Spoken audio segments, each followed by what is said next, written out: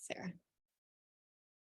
All right, let's go ahead and get started. We have more time this morning, but as always, a busy agenda. As a reminder, I'm sure you just heard the notice, we are recording today's meeting.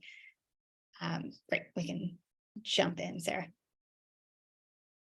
As always, we have my team from Watershed Advisors, as well as our Office of the Governor, Secretary, and VDOE staff and leaders on the line. So thank you for joining and supporting our work today. This is our third meeting, and our objectives for this meeting are to understand Virginia's current assessment system, contrasted with the national landscape and the best practices that we discussed in our last meeting. Most importantly, in this meeting, we're really going to start thinking about how we can solve the challenges that we've addressed as a group and begin to define the goals and objectives for the future of Virginia's assessment system. With that in mind, by the end of this meeting, we will be focusing on those goals and objectives going forward. Throughout our discussion today, I hope you'll come back to the question of what would it look like for Virginia's students, educators, and families if we solved these challenges? And I hope that by getting clear on the vision of that ideal state, we can then think about the solutions that might help us get us there. As we said at the beginning of last meeting, and I want to name this again, this isn't about innovation for innovation's sake. Instead, we're figuring out what we can learn from or where we need to create our own path to create a system that truly works for Virginia's students, families, and educators. So let's take a look at the agenda for today. As I said, we've got a little more time today. Thank you for being so willing to dedicate more time to this work. We are going to spend the majority of our time today getting into the meat of test items, looking at what do Virginia's test items look like and how does that compare to other states. We'll also leave a lot more time for discussion in today's meeting. We appreciate the feedback you all have given us about the first two meetings, and we hope that this meeting feels both a little less packed in terms of the agenda with more time for discussion, conversation, and sharing of ideas. A quick housekeeping reminder, please make sure your microphone's muted unless you are joining in the discussion. Please, if possible, turn on your video. We will keep a parking lot. We also will save anything that is in the chat. So even if you share a note and we don't sort of voice it over, please know that we are documenting and sort of making sure that that gets considered in the ultimate report and recommendations that come out of this group. That being said, you are welcome to type in the chat. You are also very welcome to unmute to share when we are having discussion. And then lastly, we will be doing some small group discussions today as well. So be ready to join in, share, and participate in those conversations.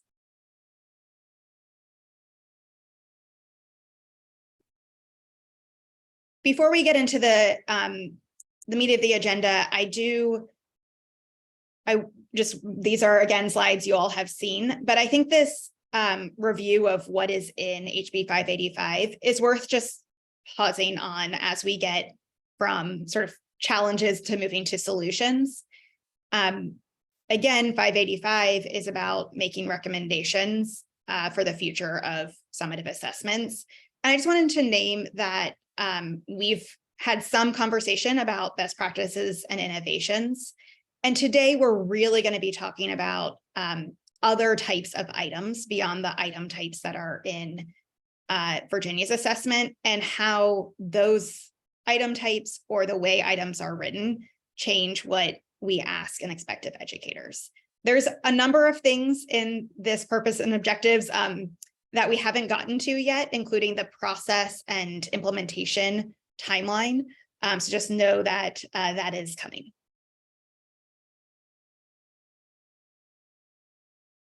Again, a reminder of our protocol for discussion. Please join the conversation, but also make sure that we are leaving time for everyone to participate. I hope that we can assume the best. We're fostering a positive, supportive environment for discussion. Speak from an I perspective. We welcome your personal thoughts, your personal reflections, and feedback. And just be open to learning, taking risk, embracing new ideas. And we've seen everyone, I think, embrace these core values and hope you'll keep them in mind in our discussion today. All right, I'm now going to hand it over to Superintendent Coons, who's going to help reorient us to the guiding principles and goal of our work today, and will facilitate us through the rest of our agenda. Jill, thank you very much for kicking us off. I was having some technical difficulties, so I appreciate the launch and the start, and really glad to have everybody here again today for our third meeting. And being 6 weeks in, I feel like I'm not a new person anymore, but really excited to work with the group and talk about setting really high expectations for every child in our Virginia public education system. So want to first start by talking about our North Star is those high expectations for every student. Not only are our proficiency definitions set those expectations, but our standards also set those expectations. And we're going to be spending a lot of time today talking about those rigorous definitions of not only proficiency, but also how we use our standards to set the definition of what we're going to teach, and then how we measure proficiency off of those standards. So really excited to dig in there about setting high expectations and how we set those expectations. Our second guiding principle is that those proficiency definitions and cut scores should reflect the knowledge, skills, and competencies that all children need to be on track for post-secondary success. Third, student academic growth and proficiency are both vital measures about getting every student to proficiency. So we're really going to be talking about these three things today. What does it look like to set those high expectations? How do we measure those expectations? And how do we ensure that the items and the assessment items, as Jill talked about, digging in and thinking about those assessment items and how they actually measure, and we set those expectations around those measurements. We also need actionable information regarding student educational outcomes, and thinking about how that information is clear and translatable for our teachers, for our parents, and our policymakers, and making sure that we know what our schools need based on the proficiency and accountability information, so that we can support them and provide those support pieces for them. And we know that Virginia deserves best-in-class aligned assessments and accountability systems. So I'm very thankful to everyone who's a part of this task force to help us getting to that space and help us ensure that our best-in-class aligned assessments are there for us.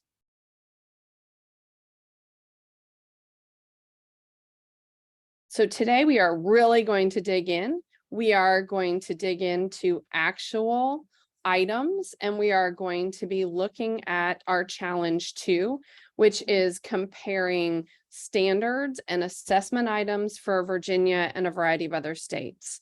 So our challenge in our framework is that students have limited opportunities to demonstrate that critical thinking through rigorous item types.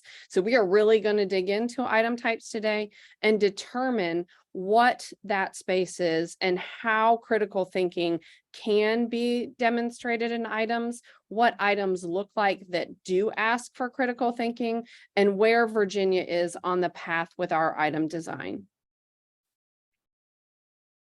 So if we look at the distribution of item types across several states and we think about what other states are doing, one of the particular states we'll be looking at today is Massachusetts, and we'll also be benchmarking across some of Louisiana's items.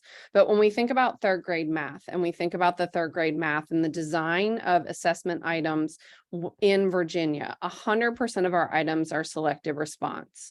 While when we look at our peer states, Massachusetts has 75% of selective response, but 1/4 of their items require students to demonstrate constructed knowledge and respond through a constructive response item type. While Louisiana, almost 1/3 of their items require that constructive response.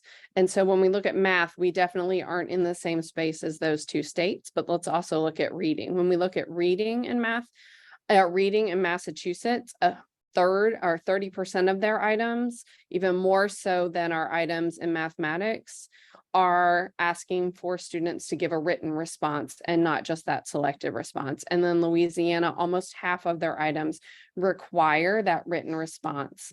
So we know that most states have included this writing and this construction of knowledge that asks students to actually demonstrate their understanding of those standards and of that proficiency, mastery of that information through both selected response and constructed items. So let's dig in. Let's look at our items. Let's look at what that means. What does it mean to have just a selected response versus a constructed response item? What does that really do for us? And as part of your pre-reading, you really had to dig into some items and practice what we're going to do as a whole group today. And you were asked to think about 4 questions. So we're going to dig into those 4 questions, and we're going to continue to look at those 4 questions. And I just want to be transparent. In education, we tend to use a lot of educational ease or some broader words. And we always use the word rigorous. And what does rigorous mean? So we're going to define rigorous a little bit before we dig into these items. When we use the word rigorous today, and as an assessment task force, when we think about rigorous, I want you to think about, are students able to demonstrate the thinking and the knowledge in the test item? So do they have to show what they were thinking about and what they know in a level of depth that is clear? So when you are looking at the items today, when we do it in whole group and when we move to small group and discussion, we're really going to use the word rigorous to mean what is the thinking and what is the knowledge that students are demonstrating, and is it a depth of knowledge that matches the expectations that we want for our students? And then the second piece is, how might this item, if every teacher saw this item and they knew that students were going to be benchmarked off of this item, how would that change classroom instruction? Because ultimately what we want assessment and what we want our standards to do is change the opportunities that students have in classrooms every day. So when we think about the classroom experiences and that rigorous learning that we want them to do, we want them to demonstrate knowledge and we want them to be able to show their thinking. So how would the items that we look at today influence that classroom instruction? And then what information does the test give about educators and families? We talked in our guiding principles that we wanted to make sure that we were communicating how students were mastering the knowledge that we wanted them to, and how they were showing proficiency in the knowledge that makes sure they are ready for post-secondary success. So what does the test item actually tell our educators about whether or not students have mastered that content? And what does that test item, if families saw it in a student's response, what does it tell them about how their child is doing in performing among those standards that we expect to reach for post-secondary success? And then most importantly, what does the standard ask of the student? And does the test item reflect what the standard asks? So this last question is a little complex. It asks us, are the standards asking the right things of students, and how is the test item reflecting that standard? Because what we know is our academic content standards actually are where the test items are designed. And is it asking the right things of students? And does the test item actually reflect that standard? So those are the 4 questions that we are going to look at. It is in the pre-work, and thank you, Jill, for popping that in. So you have that in your hand. As we look at the next 2 items, we're really going to dig into those 4 questions. So excited to think about those 4 questions as we look at our first test item. So I love this part because we get to all dig into the work, and we all get to practice what we're asking students to do. So you have 2 test items in your pre-work. The first one is the Virginia question. It is a 3rd grade math question on page 3. And then you have a Massachusetts question on page 3 and 4. We are going to give you about 3 minutes to dig in and actually do the math.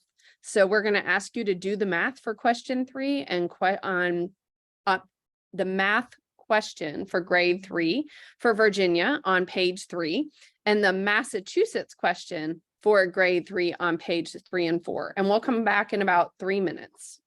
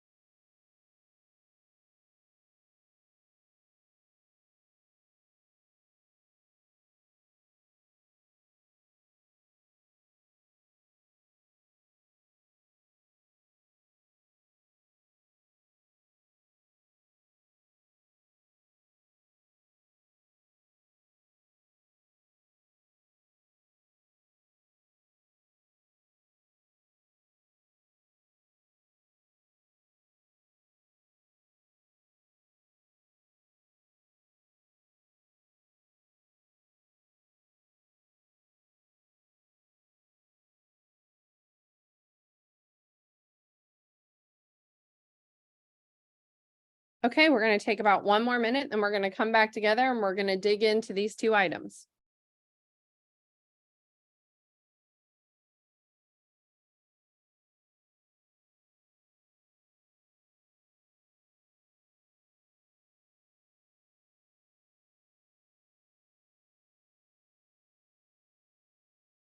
Sarah, I think you're in charge of the slide deck. Do you want to move us on to the next slide? Great. So these are our 2 items that we were digging into and asking us to do. The first item is a math question from our Virginia assessment that matches the standards, represent fractions and mixed numbers with models and symbols. So that's the standard that this assessment item is measuring. And so the item asks students to choose the 2 models that each appear to be exactly 1/4 shaded. So that is measuring that standard. In comparison, we also asked you to look at the Massachusetts item and standard that says determine the fraction model that represents a given fraction in the form AB. And then students had to do the question. They had to answer a question that had 3 parts. Kevin is cutting oranges and apples into smaller pieces.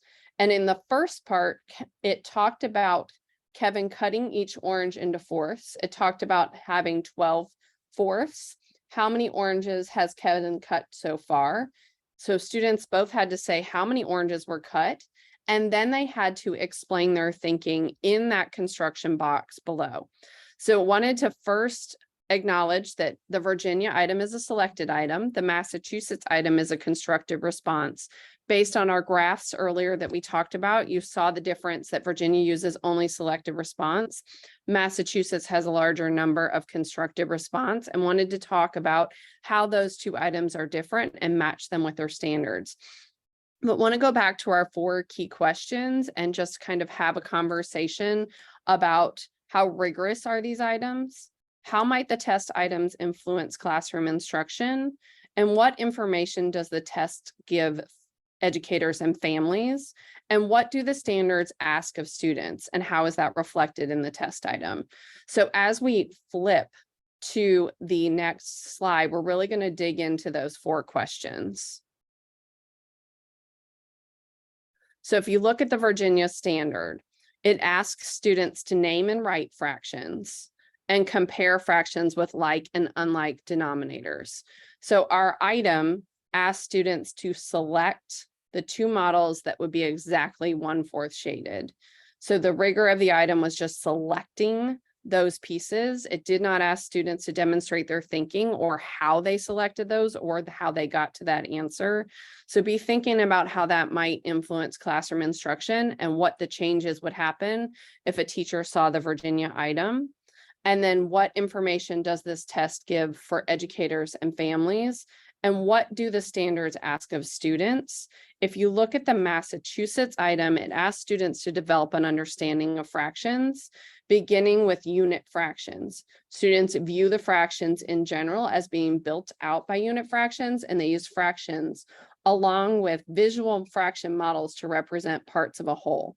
Students understand the size of the fractional part is relative to the size of the whole. So just looking at these pieces, what are the standards asking differently, and how do the items represent differently? I don't know, Jill, do we have a few minutes just to chat through this piece? Yep. Would love for a couple people to come off of mute and reflect on what they saw around those 4 questions: the rigor, the influence on classroom instruction, the information for educators and families, and what the standards are asking and the questions are asking of students. Well, it certainly looks like they're more of an application in Massachusetts where you're actually applying this, you're understanding the fraction, but you also understand whole numbers. So actually the student actually has to apply that to answer the response. And so it really does more of just responding about how many parts of the fraction there are by looking at the one from Virginia. So they actually get a chance to actually show they understand fractions as well as what the correlation between fractions and whole numbers is when you look at Massachusetts. So it's more of an application piece. Yeah.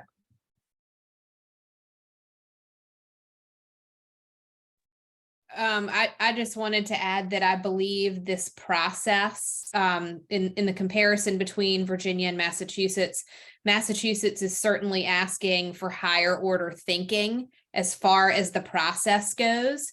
And we actually get to see how the student approached the problem, their thoughts, versus just a simple, easy, oh, let me guess here if I don't really know what's going on.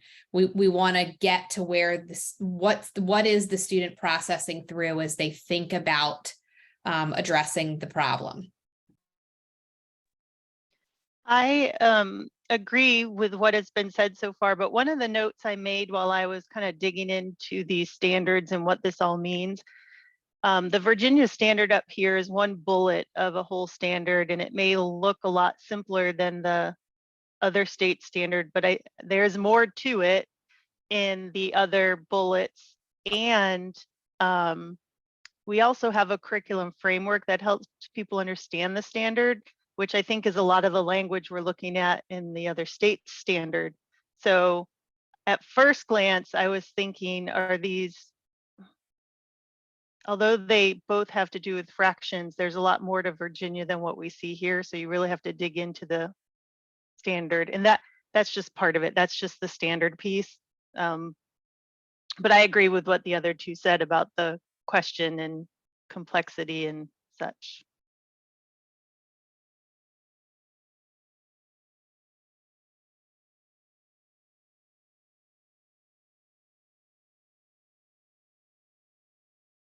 I think those are really helpful caveats to think about. I think coming from other states and looking at other states, there are very few states that have standards and curriculum frameworks. So when we think about our assessment designers are naturally going to tend to use the same things that they use in other states. So that's helpful for our educators in the classroom practice. It is more challenging for our assessment designers to be able to look and dig into the curriculum frameworks and the standards and be able to cross-function that into an assessment item. So it may be where we're seeing some of that challenge. And also traditionally, we have assessed kids at the bullet level, at the smallest piece on our SOL test. And of course, that provides us with some fairly granular data to make sure that, which piece did the kids miss? Is it this piece or this piece or this piece? I could see that it would be helpful to maintain that, but maybe also then to bring it up to the standard level and do assessment items at the standard level as well to match what Massachusetts is doing.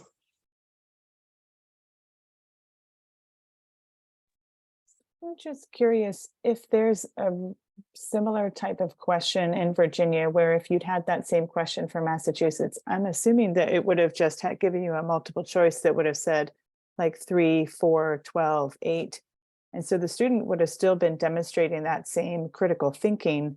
They would have just had a multiple choice answer to choose from, as opposed to having to work within this box scenario of demonstrating how they got to the answer. And so I'm just wondering if when Massachusetts is scoring it, if they're taking a longer amount of time to score the question because they're having to dig in and look at how the student constructed the response, as opposed to if they just got to I answered A because the question was 3. Really good point. In the same place. Yeah, I think they're choosing to make that investment in constructive responses, and they're choosing to add that time for that constructive response for sure. I think just from the teacher aspect of it, like when we're proctoring the SOLs, sometimes the kids will just guess and click on the multiple choice. So I'm curious with the Massachusetts model, since there's not really room for guessing with the constructed responses, if the kids don't know the information, do they just leave it blank or do they attempt it? And some data on that would be kind of interesting as well. We can definitely follow up with that, Rebecca. We can get you some data on how students respond when they don't know and what that looks like. I think to your point around guessing, the nice part of the constructive response is you can actually see the students thinking. So if they're attempting and they don't know, you can see the misconceptions in the response. So when we look at that question around what information does this give educators and families, if the student is trying to explain their thinking, it will actually give you where the thinking is breaking down. To your point, if they don't know the answer on the selected response, they might select the wrong answer and we don't know why. Right. So if there is a constructive response, you actually, as an educator or a family member, know where the student is missing the mark on the fractions. Whereas if they just do the selected multiple select, you don't actually know if they guessed, if they filled in a bubble wrong, or if there was actually a deep misconception. So that's a really good point, Rebecca. Christy. Good morning. I just started thinking, I agree with everything so far, what Jenna and Rebecca were saying, and I'm thinking about the time frame or the amount of time that it would take for teachers to get that information back in Massachusetts so that they're able to inform their instruction. Because I do like the idea of the constructive response and see where the students are and how they've, how they were able to solve the problem. But I am curious about that time frame and sort of that teachers get that feedback, and then also how they're planning, to make adjustments in their instruction, how it's going to impact learning. So I didn't know if there was a particular time frame that we know about that they use. Why don't we get that information for you? I'm making notes of things that you want to know more about around the constructive response, on the return time, on how students respond when they get into a situation. So you've asked a couple of great questions on the constructive response that we can get more information on. Or Jill, if you have answers ready-made, feel free to pop off. Thank you.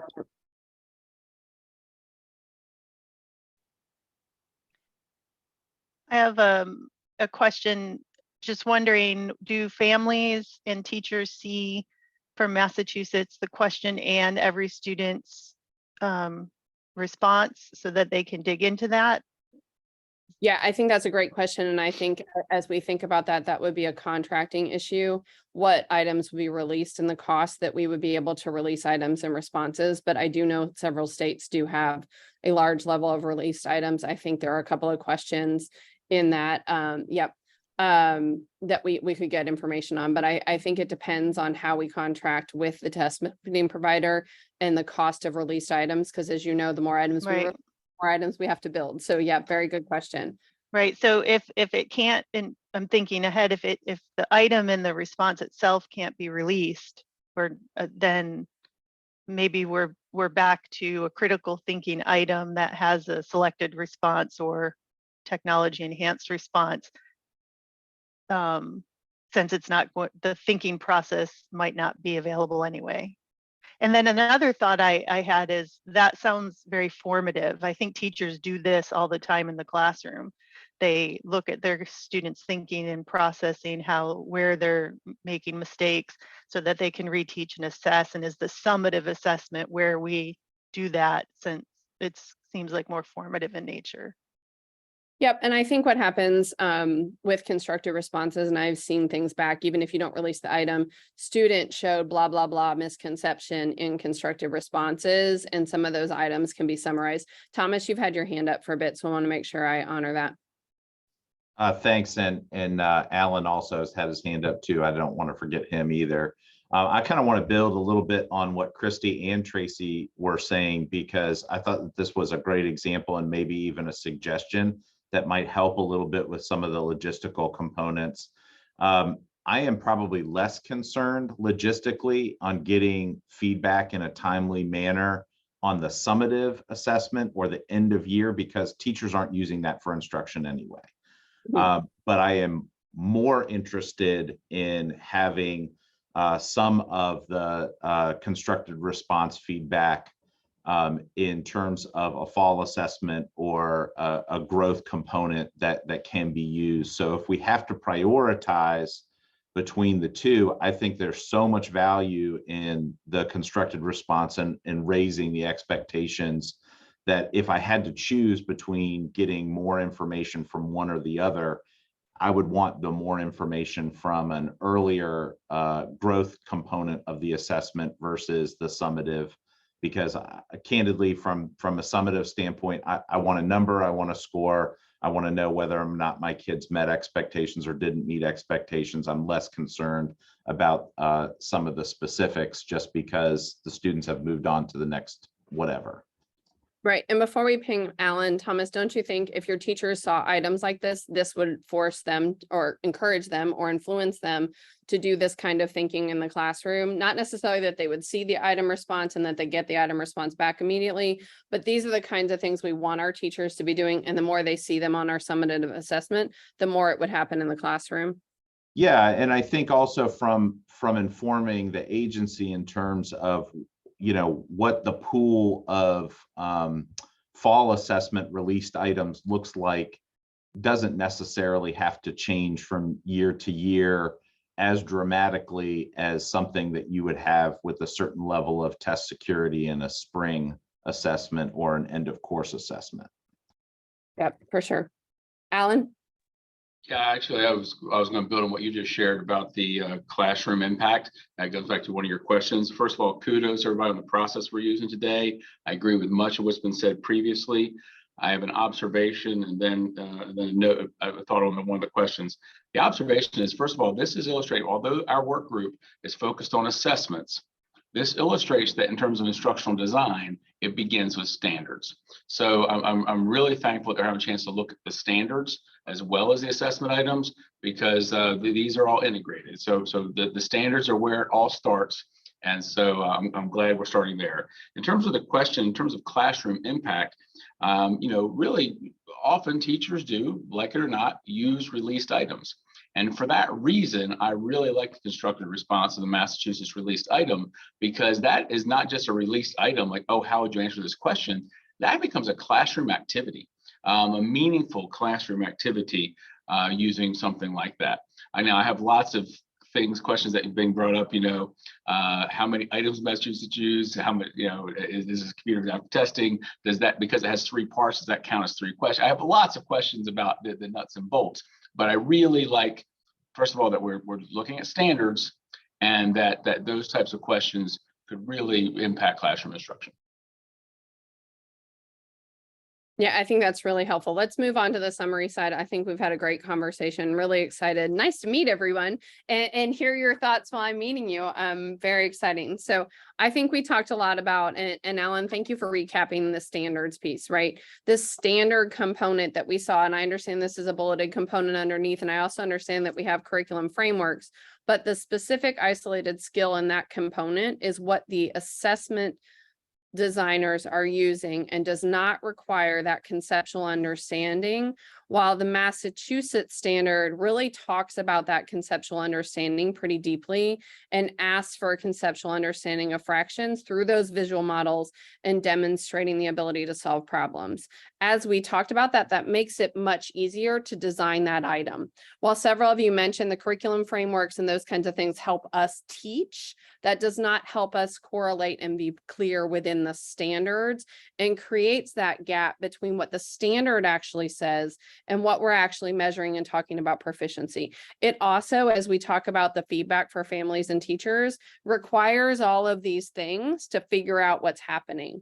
And what we saw in Virginia is that teachers can, as some of you said, used released items in classrooms. They can think about those items as models. It really changes that implication for instruction on creating that conceptual understanding, both in that standard that designs that item, that released item, and the information helps students to have that deeper understanding, that rigor that we talked about, that is that thinking and demonstration of knowledge.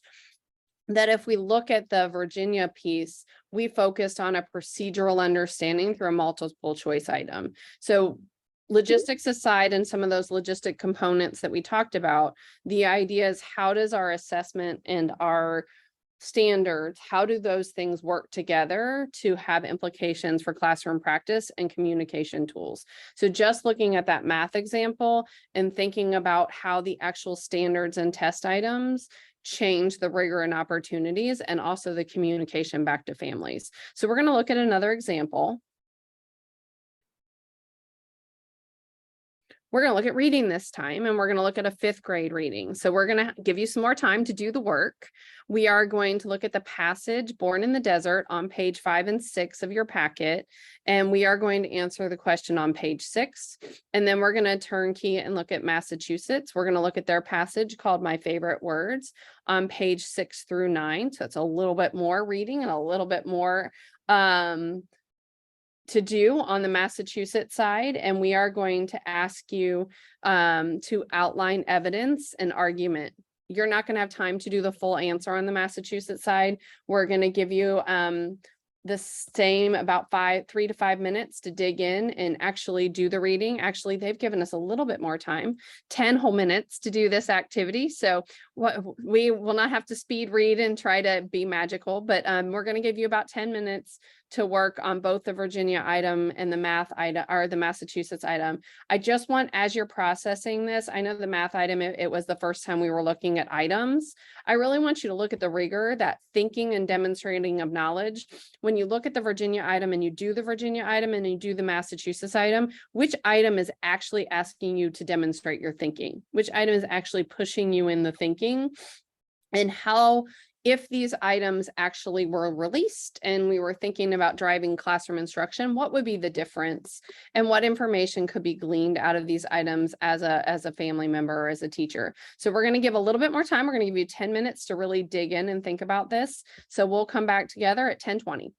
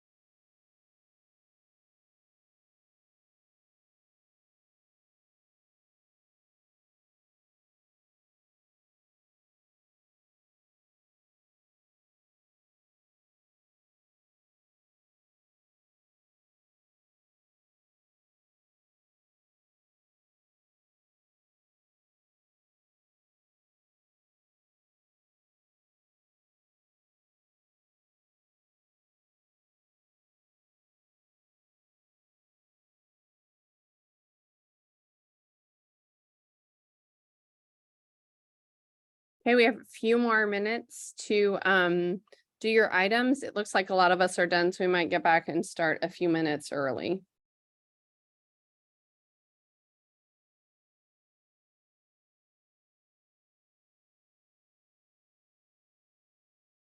Chris, I see your hand up.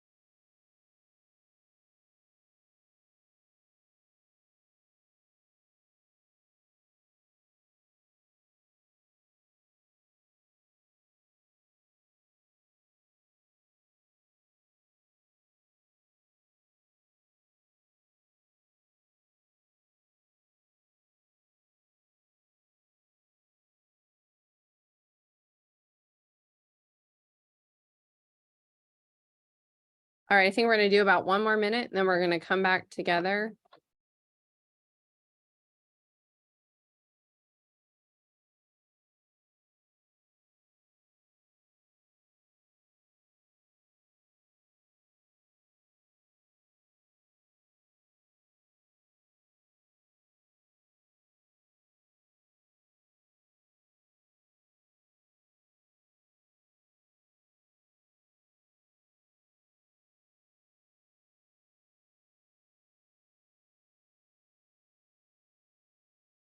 Okay, we're gonna dig back in and we're gonna look at the Virginia item and the Massachusetts item. And so in the Virginia standard for this part, again, this is a bullet in the standard, draw conclusions and make inferences with support from text.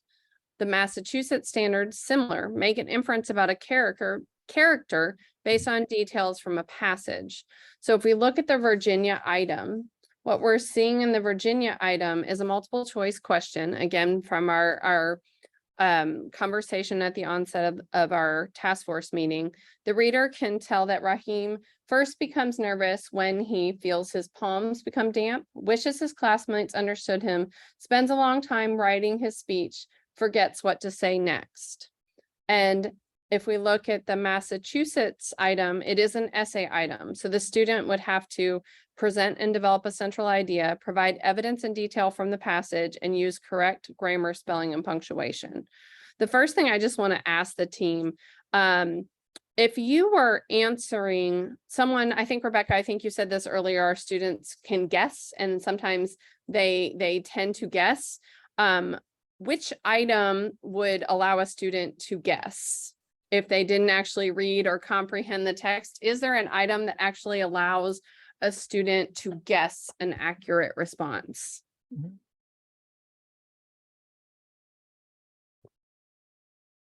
I wasn't sure if you're asking me or not, just. Anybody? With the Virginia one, not only can they guess, but the answer's in the first paragraph, so they probably wouldn't even have to read the entire passage. Right. Yeah. So yeah, I mean, I was going to say that if I were a teacher and saw that this was the question that came out of this reading passage, the first thing I'd say is read the question first. And if they knew that they could answer the question in the first sentence or two, why would they read the rest of it? This reminds me of nothing so much as the first year. Remember the first year when we did history and social studies SOLs, and that was when they had moved the teaching of Egypt down to an earlier grade. But there were still like cool things you could ask kids about Egypt, pyramids and sphinxes and pharaohs with gold masks. And there was one question, and it was, what is a cartouche? And the teachers were just furious. They were absolutely furious and felt like they had completely wasted their time in teaching anything about Egypt. And I would say the same thing is true. This is a charming little reading passage, and there are lots of wonderful things you can do. And it is a waste of time for a kid to read it on this test. Good point. So I think it's just frustrating. Yeah. Other thoughts I see in the chat. Michael says this is basic recall. A lot of you are talking about what educators would do with this kind of question.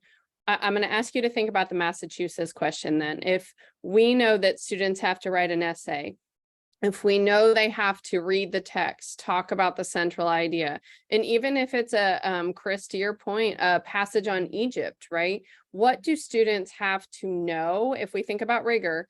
And what do they have to demonstrate in their thinking with the Massachusetts question versus the Virginia question? So let's think about that first one. What do they have to know, and what are they showing in their thinking in the Virginia item versus the Massachusetts item?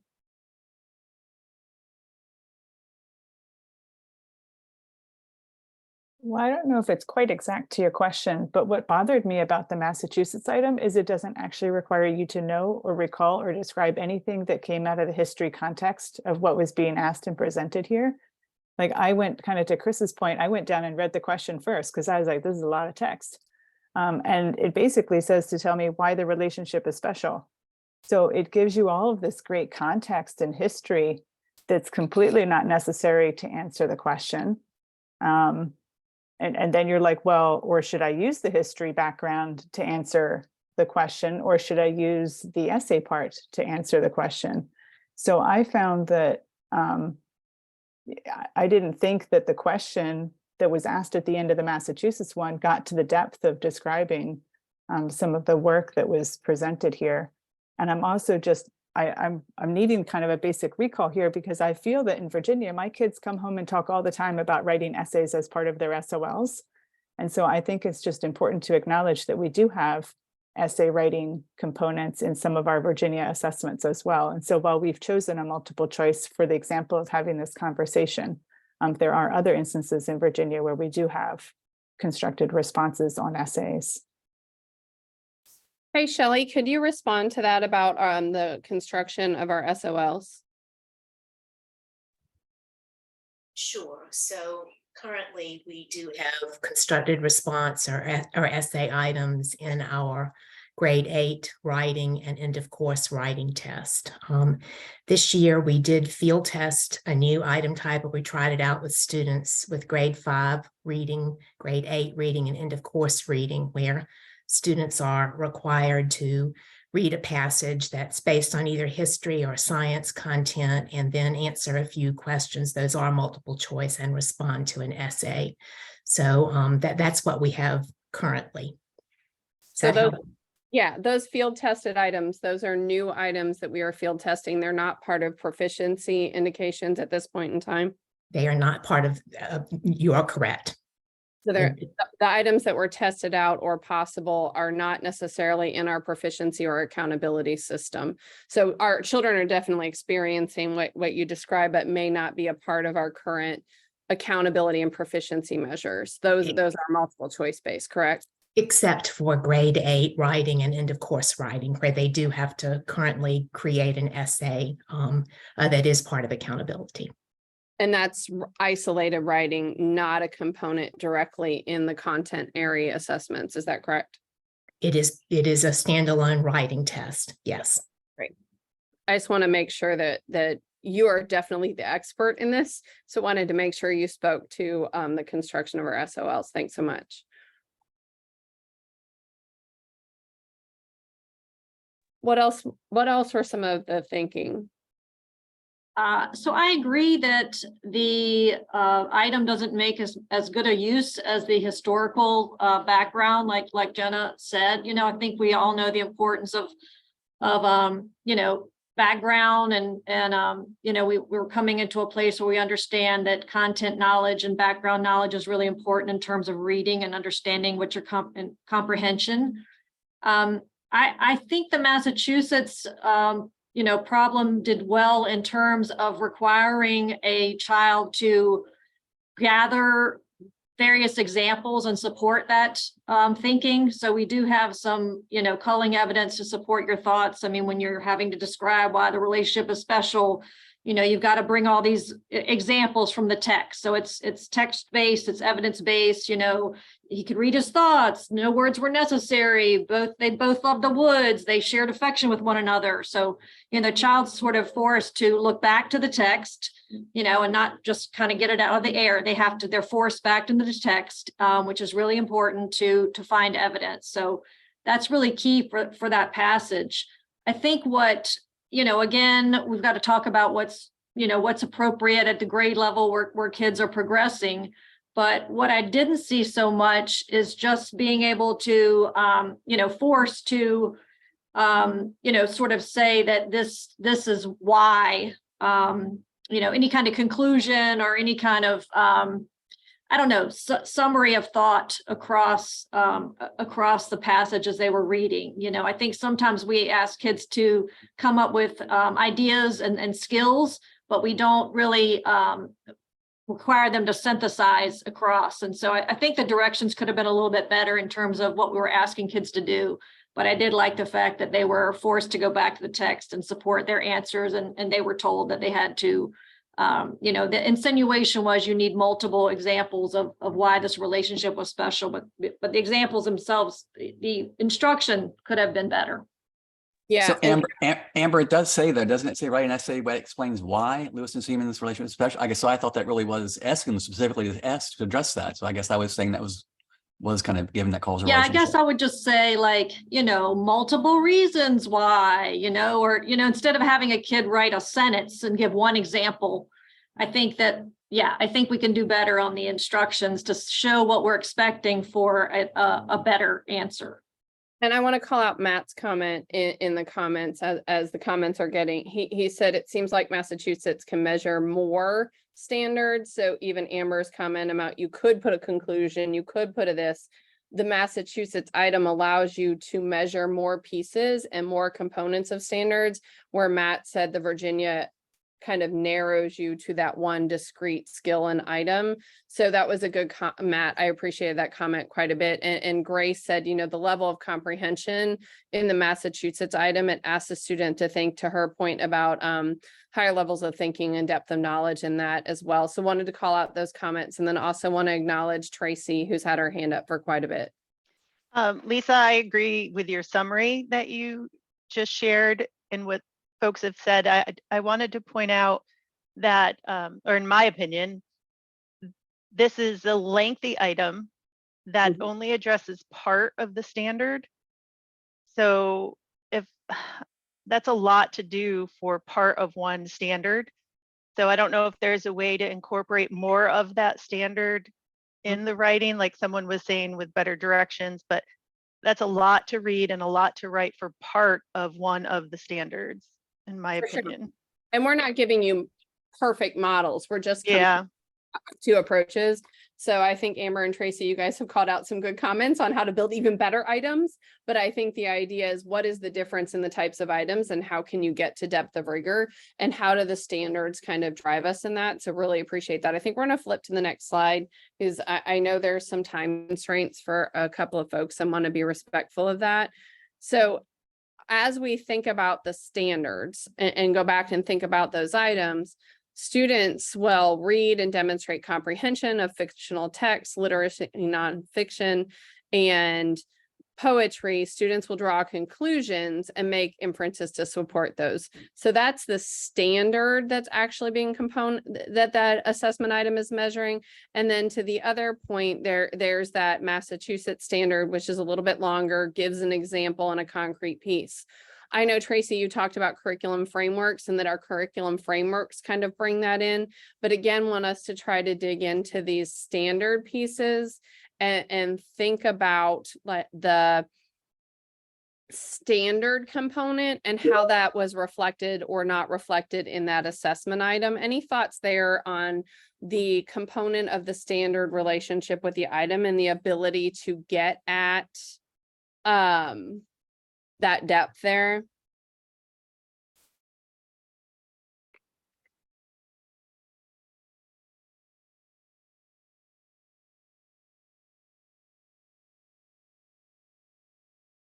I can't see all of you because my window's frozen, but Tracy, go for it. The Virginia standard or the Virginia item, in my opinion, doesn't really get to what 5.5 is asking. Like we said earlier, the answer is right in the text, and there wasn't a whole lot of having to draw a conclusion or inference because it's there. Mhm. If the story only had the second paragraph, like didn't have that item, and the second paragraph talks about wiping his hands, then you have to draw an inference that his hands were wet because he had to wipe them. But since you have paragraph 1, you're being told. Right.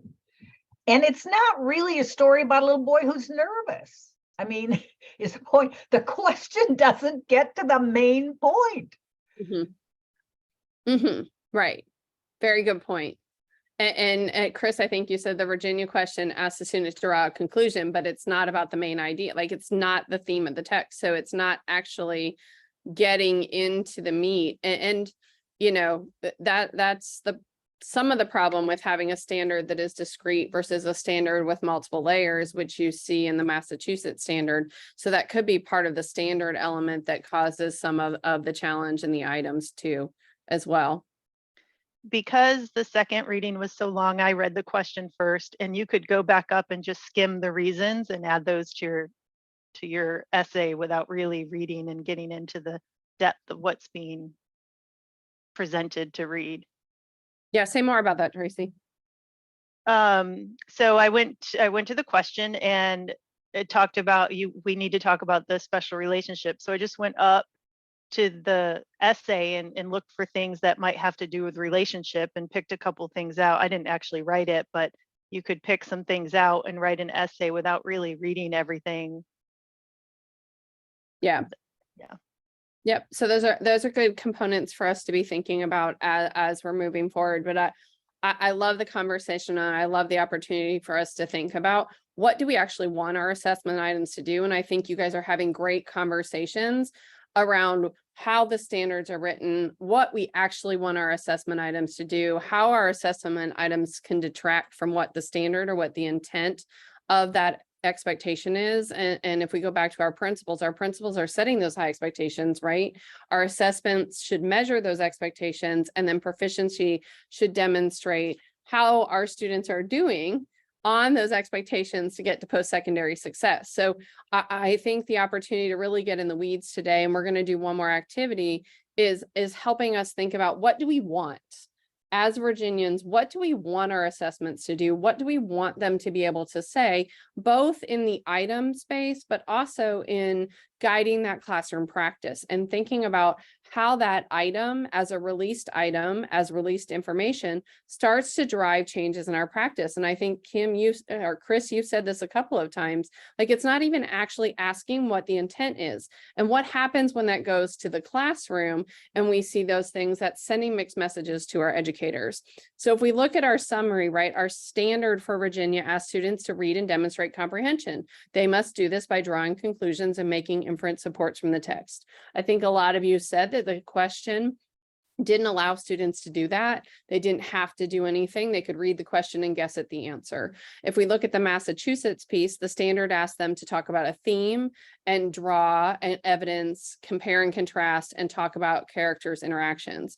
I think some of you have said there's some flaws in the answer. They could go up and they might not read it. They might not get at that construction, but that construction at least allows our students to demonstrate their thinking and get at more of the intent and the rigor. Obviously, you've talked about how we want to get even better in Virginia, and we always want to be better. So this is just an item that gives us some ideas. But I think the biggest part is when these items are released and we think about the instruction and the daily experiences and learning of students, our assessment signals that for educators. And as you think about the implications for instruction, think about that 5th grade real life example that we saw in the Massachusetts example and what those signal to educators for those daily classroom practices and what actually should be happening in the practices based on those items and what they signal. So we're going to move on to our small group activity. And so we are going to do this in small group, which is going to ensure that everyone gets the opportunity to talk, because I just want everybody to know my boxes and my people are frozen, and I've spent a lot of time looking at Tracy and Amber and Chris, and Michael's at the very bottom and pops up and down. So I want to make sure everybody has the opportunity to chat and talk and have conversations. So really excited. We're going to break out into groups. Alan has graciously agreed to team captain group 1 with Amber, Thomas, Cheryl, Michael, and Jill as a note taker. In group 2, Grace is going to team captain us there with Susan, Wendy, Karen, Chris, Tracy, Jamie, and Shelley as note takers. And I, Lisa, am going to team captain Jenna, Matt, Amy, Christy, Jamie, and Jessica and Sarah as note takers. So we are going to review one more set of items. We're going to follow the same format we've done in whole group. You can see the sample items to discuss. We are going to do grade 5 math question on page 12, and we're going to spend some time doing that. And we're going to go back to those 4 questions we've been talking about all day. How rigorous is the test item? How might the test item influence classroom instruction? What can this test item demonstrate about students learning? What are the standards asking of students, and how is this reflected in the test item? So we're going to dig in a little bit on those and think about that and think about what we're doing. Michael just put a really great nugget in the chat, so don't forget to look at that. That was a really great flag and interesting comment as we move into our small groups.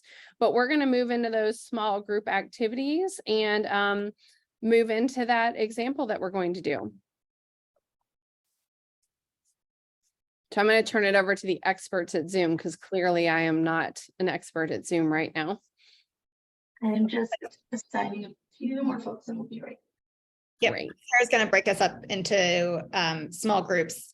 We'll just to name in your small group, you're going to go back into the link to do another practice question. So if you have that handy, I'll go ahead and put it in the chat again, because we'll be doing another item. Great. Awesome. Okay, the first 2 rooms are open, and then adding folks to one more.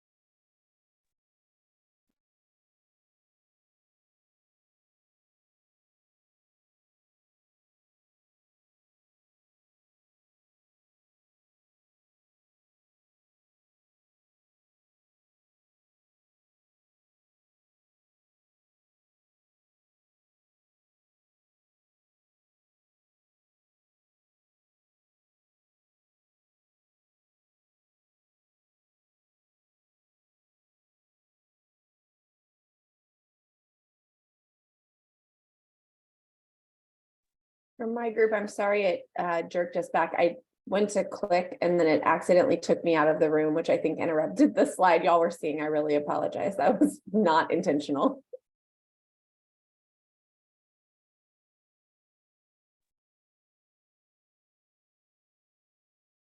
Great.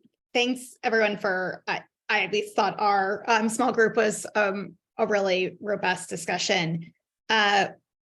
Lisa, we're going to come back to whole group discussion now. And I'll just name here, I know we've been talking about these items for a while. Y'all have asked a lot of questions. We'll make sure that we're following up with sort of details on these two different tests that you guys have asked for. But really want to make sure we have space for just general reflections. What are the takeaways? And then what do you think this means for the future of Virginia's assessment?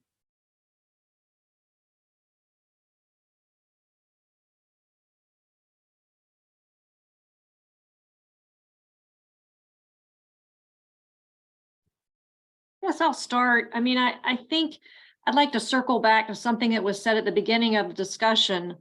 And that's really the importance of defining summative and formative.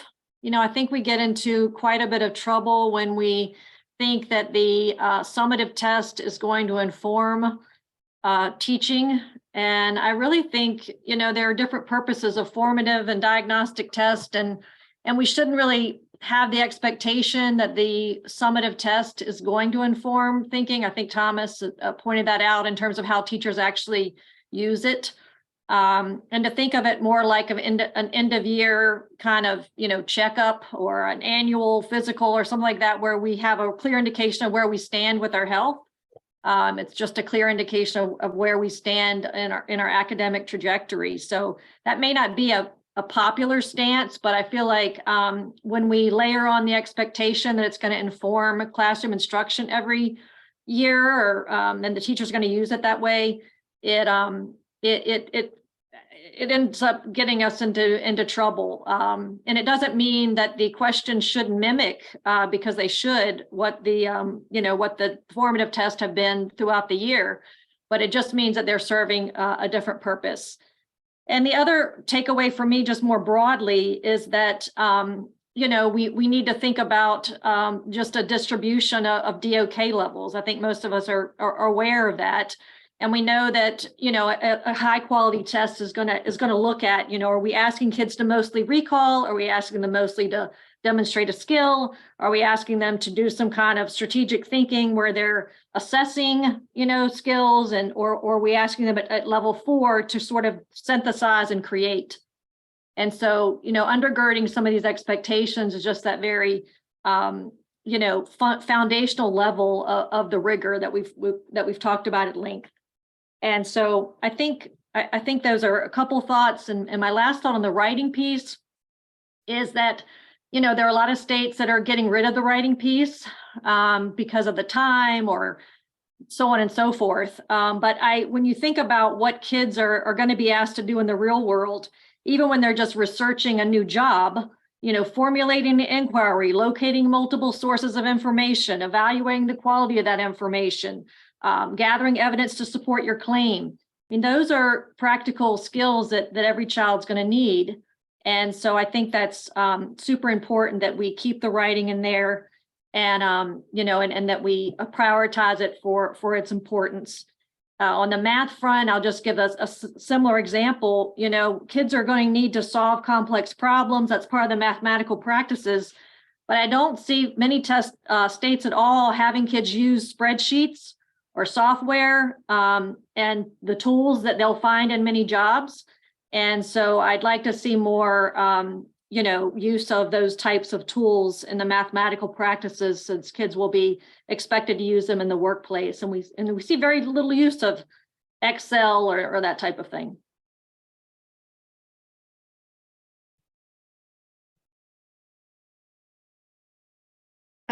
Chris, I see your hand up, and then Tracy. Yeah. And Amber, I would say that I don't disagree with you that maybe summative tests ought not be, you know, used in certain kinds of ways, but I will only tell you that that's how they've been built. I mean, that is absolutely how they have been built. Parents have the expectation that the state summative is going to tell them with some granularity how their kid is doing. School boards have the absolute expectation that what's going on in their school division is in some way reflective of what, you know, is being expected statewide. So it is I mean, it would be a much bigger deal to say, well, we're going to give you this test, but it doesn't really, it's not going to tell you what you think. Then I think even more, you got to be really clear about what it does, what it is expected to do. And I don't think there's any clarity about that. So that's all I'll say about that. Some of my takeaways are remembering we also in our Virginia tests have high, medium, and low items. So I think maybe there's higher level, higher rigor questions out there that we could investigate. I'm not sure, but it sounds like we may need to look at the standards. I think our standards, some of us had agreed our standards are very specific and clear, which is very nice. There's not a lot of question about what I'm expected to do as a teacher, but are they rigorous enough? And if our standards are more rigorous, then we can investigate how we might better ask questions to match that rigor. I don't know. That's what I'm thinking. And then the more constructed response we would add, again, there could be computer scoring or person scoring, which is going to mean we have to test a little earlier, or students don't get scores until later in the summer, but we have accountability requirements, and the last thing instructors are going to want to do is test any sooner in order to have more time to score. So that's another thought too. Regarding the question specifically number 2, I'd like to some good conversation in our room involved accessibility for students with disabilities. So I'd like to invite people in that room to maybe lift that up, because there's the accessibility piece that certainly needs to be borne in mind. So I'll call out either of those good people. Well, I think the conversation was kind of centered around the idea of drag and drop, things like that might be harder for our special ed youngsters to actually be able to do. So it's things like that, which, technology can be, it can work for students or against students. So, and that was, I think, the instance we were discussing. Great. We have time for about one more comment here, and then I'll hand it back to Lisa to move to the next section. Thank you for the thoughtful engagement here.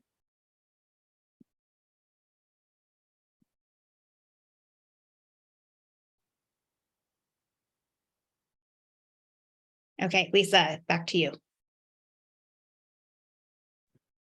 Okay, Lisa is working on her phone right now to try and get her computer to come back up, because it is a big black box. So I apologize, I cannot see anyone. So Lisa is really excited that we are just going to talk about other pieces of the assessment in Virginia.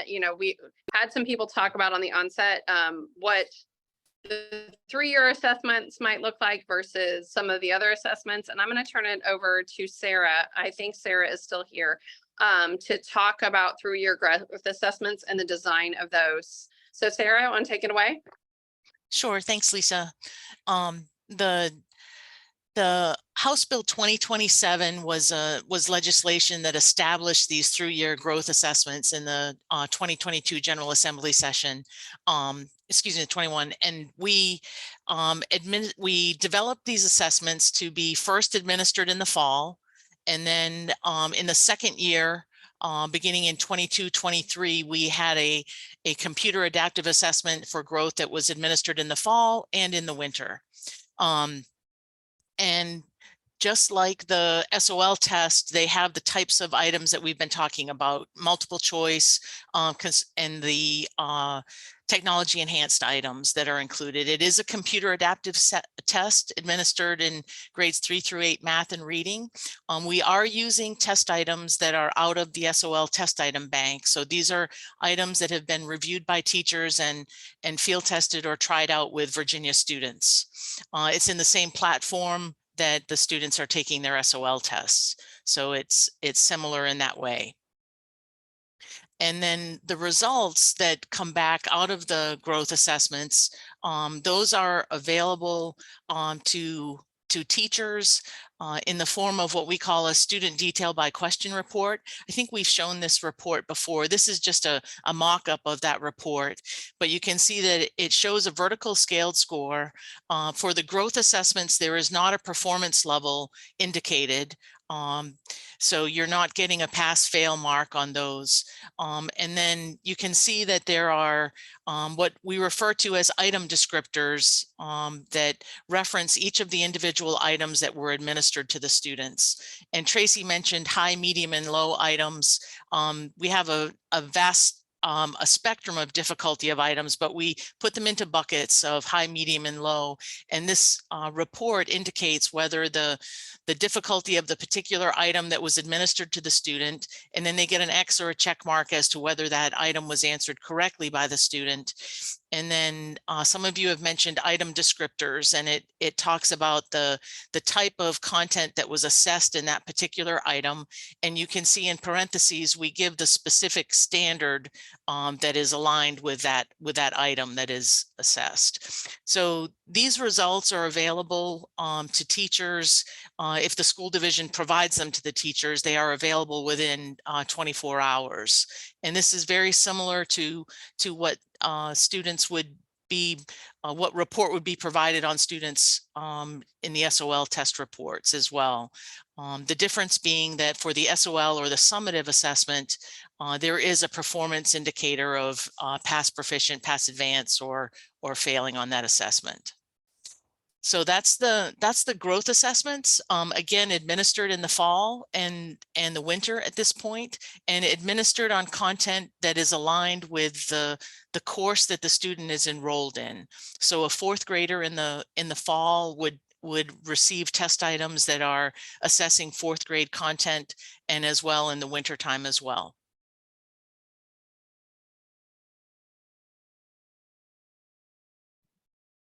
So great. Sarah, thank you so much for helping us understand just what that through-year growth assessment is, because I want us to talk about all the assessments. So we are legislatively required to give that through-year growth assessment as we think about the larger assessments. We're also thinking about that through-year growth as a recommendation, but also want to talk about something I have heard very loud and clear from SUPs across the state is we're giving a lot of assessments. So one thing that the team did is they created a voluntary survey that went out to all division test directors, and we had 83 of 132, which is a 63% pretty strong survey response.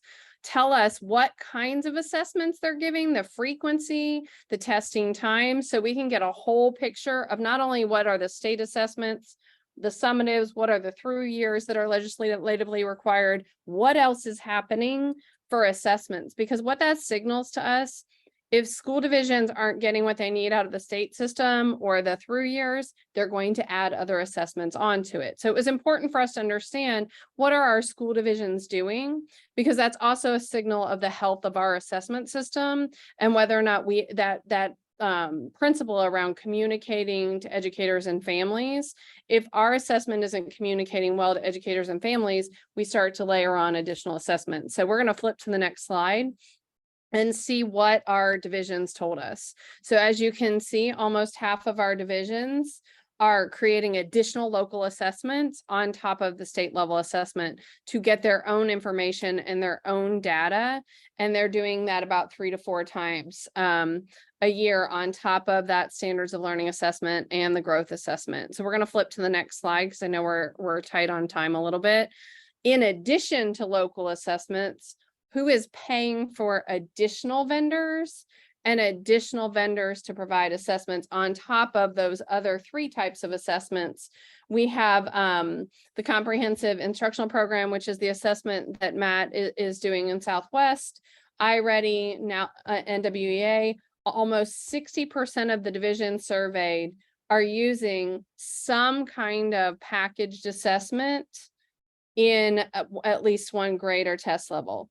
46% of the divisions are using another assessment vendor, 2 on top of in another grade or subject levels. So there's a lot of assessments happening on top of the SOL and the VGA systems, and would just love to open it up as we're staying. I know there's a lot of things we could talk about, but I want us to try and focus on our principles and what we're trying to figure out to guide us into what are our next steps for Virginia? What are our next steps for assessments? So what does this say about the overall health and quality of the SOLs and the VGAs? I'm going to put myself on mute because I am hoping to get to 11:30 without having to restart my computer again. I'll jump right in. Oh, I'm sorry, Rebecca, I saw your hand up. I'll jump right in and just say that the SOL growth that's administered in the fall and the spring, I think we're all excited about the idea of measuring growth, but the reporting that we get in exchange is not of instructional value whatsoever, none. So it's just a number. It doesn't give us anything that we can respond to in terms of improving instruction. It doesn't serve any formative value. And as a result, I think school divisions have turned to other means to get that information. Unfortunately, I can tell you that in elementary school, there are 4 out of 40 weeks where we do not have an assessment. And in middle school, there are 8 out of 40 weeks where we don't have an assessment. And in high school, it is 32 out of 40 weeks that we also are having some type of assessment. So whether it's self-inflicted because we feel like we need more data, or it is imposed on local school divisions from some other mechanism, we are spending nonstop time in assessment because we are trying to collect things from different sources. Very data rich, very information poor. That's great. And what I was going to say with it is if we're moving to where we're testing the kids throughout the whole year, then we really need to start when we're rolling it out by giving a pacing guide for each course, because teachers throughout the state, depending on the course, we don't necessarily teach all of the chapters in the same order, and that will have a huge result on if they're testing in the fall or the winter or the spring. And then you add in all of the other assessments with it. And is that, you know, if we're sticking to what the SOL pace is that going to mess up one of the Pearson tests or, you know, from the other company that we have to have? So just kind of keeping that in mind. Yeah, and could I say just to support what Dr. Taylor said about information poor, people who were at the Education Summit in the fall, I thought one of the most compelling people who talked at that summit was the now new Congresswoman from the Virginia 4th District, who is also the parent of a 4th grader whose son had just taken the Virginia Growth Assessment, the first one. And she just talked about how frustrating it was. It was frustrating for Jack. It was frustrating for her. And she said, I think I'm probably on the high end of parents who know this stuff. And she just found that it was not useful at all. So I would suggest moving forward that at least she, and less in her role as a congresswoman than as a mother of a 4th grader, I mean, she has not good things to say about what's going on right now. Yes, I think kind of the driving question here for this group, I think we definitely are, it's incumbent upon this task force to have like some long-term goals and objectives, like map out where we want to get to. But I think this 3-year growth assessment is our chance to give a short-term recommendation, a quick win that the department can use in the coming year. The General Assembly can do, the 24 General Assembly. That's why in the chat, I dropped in the actual bill language for House Bill 2027, because there were unintended consequences by choosing to use the Pearson system and existing Pearson items. And there are tons of consequences there. Thomas talked about the reporting not being what was generated by these other assessments. The fact that the lockdown browser, the data uploads for your site test coordinators, All those things were really good. The graphs that were showed earlier really show that divergent evolution that had to happen in Virginia as divisions wanted to make sure individual children were growing, that we could track and report individual growth, because the prior system was really SOL growth from the state accountability system was more of did less kids fail than the previous year. So I think there's been this divergent evolution. And the other thing is a year ago, there have been more divisions using more of those assessments. Many divisions stopped using assessments they were using because of the 3-year growth assessment, which is also a little bit sad now because the data provided wasn't nearly as good as what they were getting before. But I look forward to what Matt has to say. Yeah, I think our friends, Matt, real fast, because our friends at Watershed are telling us we are almost out of time. Well, we just have some issues with incentive structures that, since the 3-year growth was intended to be used for accountability purposes, it has yielded very unreliable data. Yeah. Yeah, I think we need to come back and talk through 3-year. I think the intent today was just to show all the other stuff that we have to, as we think about assessment and as we think about our recommendations, that we have on our plate to have a conversation about. So I want us to take a couple of minutes, because one of the things we are tasked to do as a task force and as a working group is to think about what our recommendations are. So what did we think about today?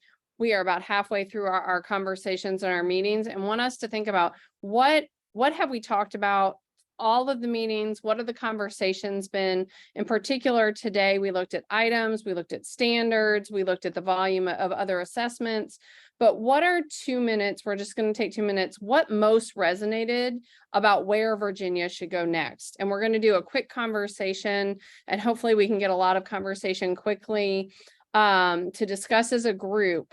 What are some things that resonated with you today that we need to think about as Virginia moves forward? So I'm going to give you about another minute to think about that, and then we're going to come back together and talk about what are things you thought about today that need to be incorporated as we move forward.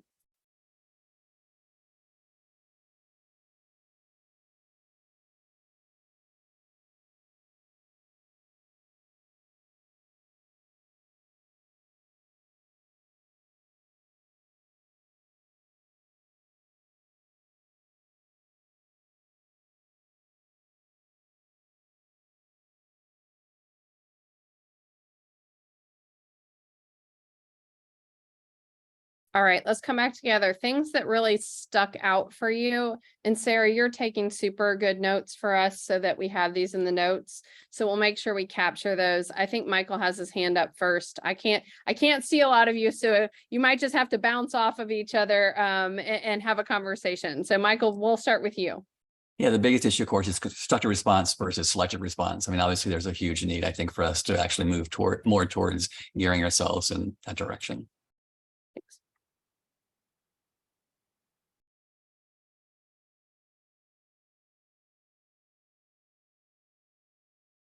Grace has on the chat thought that we need to incorporate is the rigor where we're expecting in our standards and our assessments matching that of other states.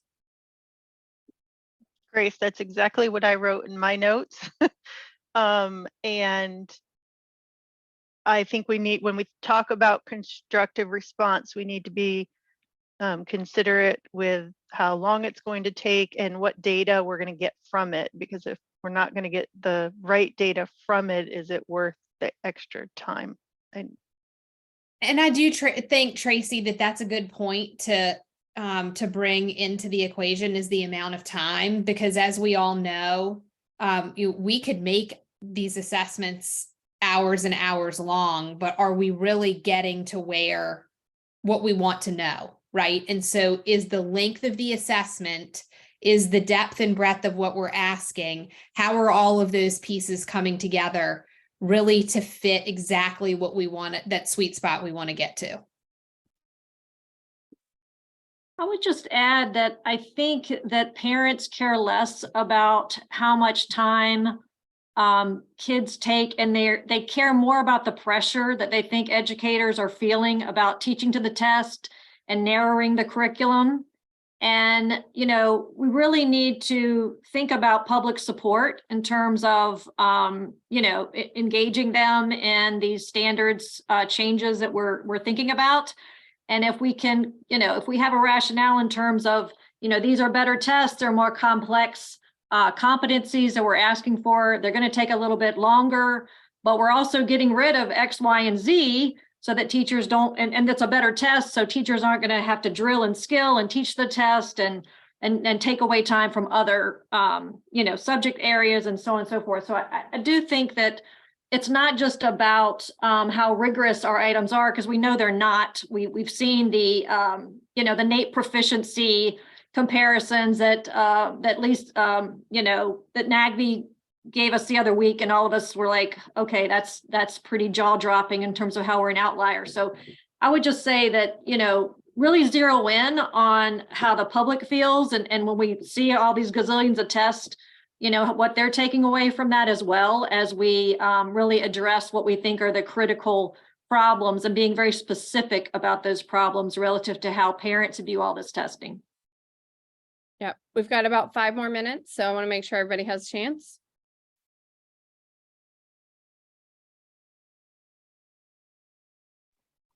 I guess I would just add in consistent access to whatever technologies that we're expecting them to use for the test would be very helpful throughout the year for most teachers, regardless of what the subject is.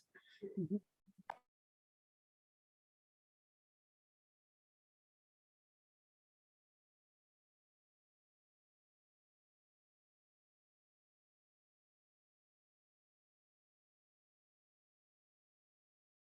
I know a couple of you are putting things in the chat, but feel free to come off of mute and engage. I think Alan said most resonated short-term urgent actually is the need for the task force to make recommendations around through year. And I think Matt talked about the timelines and making sure that the remediate and the retest and things like that are still components of a revised assessment system.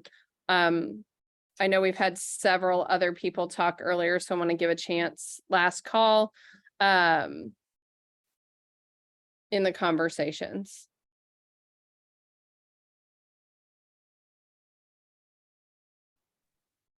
The only other thing I really would like to highlight, and I think Amber hit on it just a little bit, is how we are involving parents in the understanding of where these assessments are going and how instructionally our schools will be addressing any deficiencies or weaknesses. We talk a lot amongst ourselves about how we're doing that internally in a school building, but we're not doing as good of a job, speaking from a parent's perspective, really across the board at saying, hey, this is what this test means. And this is if we specifically talk about our growth measurements, where are we now with student X and where do we want to be and how do we get there? And so really how are our parents and families supporting our students in that particular piece? I'll just piggyback off of that and say what I think we've said a lot of times, which is that the results that are coming out of the 3-year growth assessment are not helpful for parents. They don't have the information that's needed on them to really engage. I think it's important to remember that right now our students are actually taking tests. They're like, my kids are coming home right now letting me know how their SOLs went. My kids have been taking SOLs all week. They're anxious to see what their results are.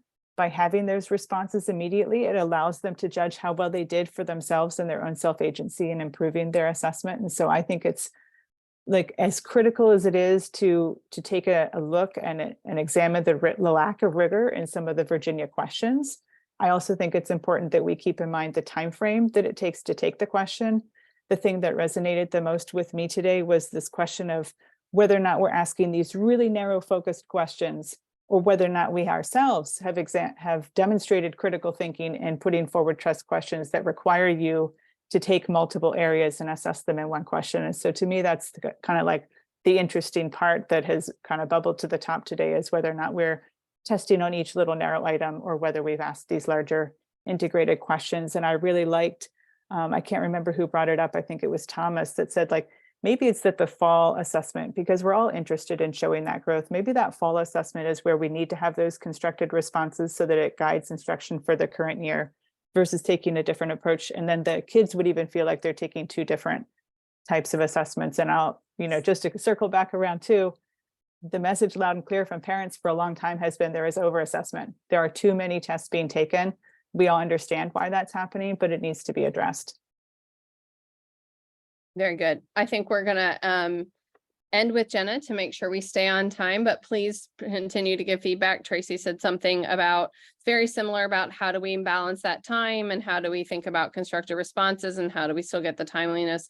I am going to turn it back over to Jill because she has housekeeping things that we need to make sure that we cover and close out well. So Jill, I'm going to turn it back over to you. Great.